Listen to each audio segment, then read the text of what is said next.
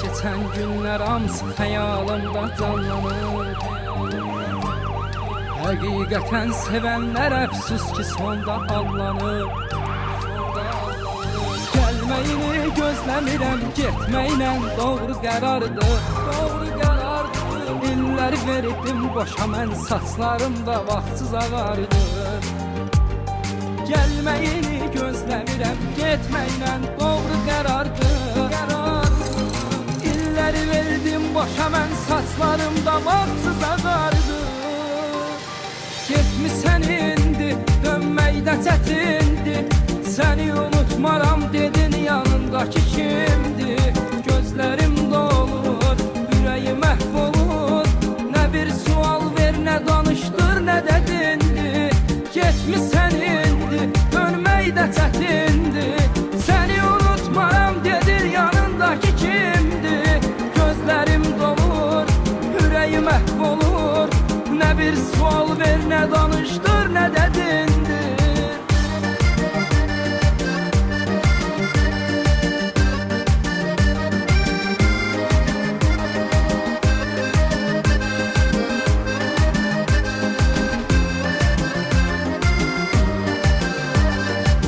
Eşkin ayrılık varıymış, sonunda bilmədim. İstəsəm də qovuşmaq ancaq ki qovuşa bilmədim. Baxma yanımda olmadın, mən illərlə xəyalımı qurdum. Amma qismət olmadı, mən sənli həyat arzuluyordum. Baxma yanımda olmadın, mən illərlə xəyalımı qurdum.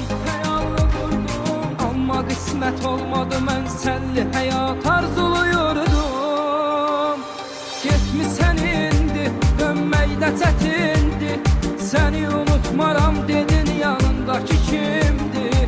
Gözlərim dolur, ürəyim məhv olur. Nə bir sual ver, nə danışdır, nə də dindir. Getmisən indi, dönməkdə çətindir.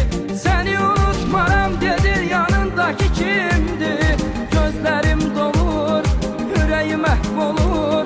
Nə bir sual ver, nə danışdır, nə də dindir.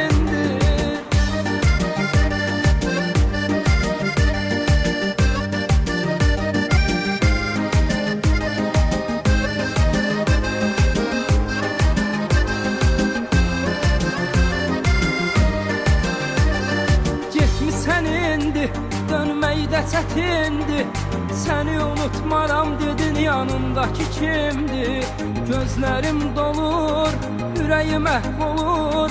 Nə bir sual ver, nə danışdır, nə də dindir. Harbiden yes, BBS, rap bir USB, hatuna bir yes, bir 5 yok ona 5555 bin attım ona, her şey aldım ona. Vakko.